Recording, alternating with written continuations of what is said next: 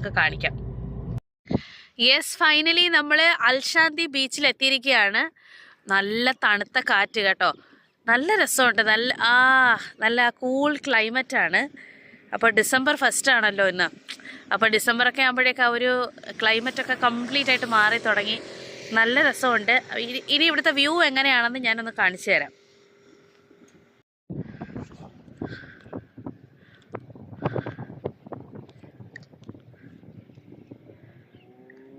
നല്ല രസമുണ്ട് ഇവിടെ ഇങ്ങനെ നിന്ന് ഈ ഒരു ട്വിലൈറ്റ്, സായം സന്ധ്യ എന്ന് പറയുമല്ലോ, ആ ഒരു സമയമൊക്കെ കാണാനായിട്ട് നല്ല രസമുണ്ട്.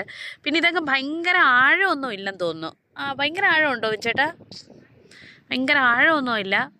പിന്നെ ഇങ്ങനെ ശാന്തമായിട്ടൊക്കെ ഇവിടെ വന്ന് ഇങ്ങനെ ഇരിക്കാൻ കൊള്ളാം. ഭയങ്കര മസ്റ്റ് ട്രൈ ആണെന്നൊന്നും ഞാൻ പറയുന്നില്ല, പക്ഷേ ഇടയ്ക്കൊരു ചേഞ്ചിനൊക്കെ ഇവിടെ വന്നിട്ട് കൊള്ളാം കേട്ടോ. ഇവിടെ ഒരു അറബ്സാണ് ഇവിടെ കൂടുതലും വന്നേക്കുന്നത് കേട്ടോ. വലിയ തിരക്കും ബഹളമൊന്നുമില്ല. ഓ, തണുത്തിട്ട് ഇരിക്കാൻ വയ്യ കേട്ടോ. യോ എൻ്റെ ദൈവമേ, ശരിയാട്ടോ. യോ വിൻചേട്ടാ, ഇത് കുലുങ്ങുന്ന വിൻചേട്ടാ. യോ ഈ പാലം കുലുങ്ങുന്ന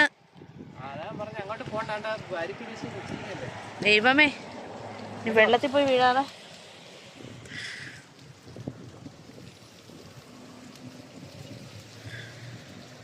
നല്ല ഓപ്പൺ എയർ ആയത് കാരണം കാറ്റിന് ഭയങ്കര തണുപ്പ് കേട്ടോ.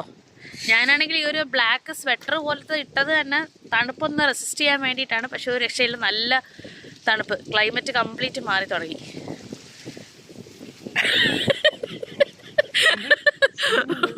ഇല്ല, ഒരാൾ നൈസായിട്ടൊക്കെ മാറിക്കളഞ്ഞോണ്ട് ഞാൻ ചിരിച്ചതാ. അയ്യോ, കൊള്ളാം.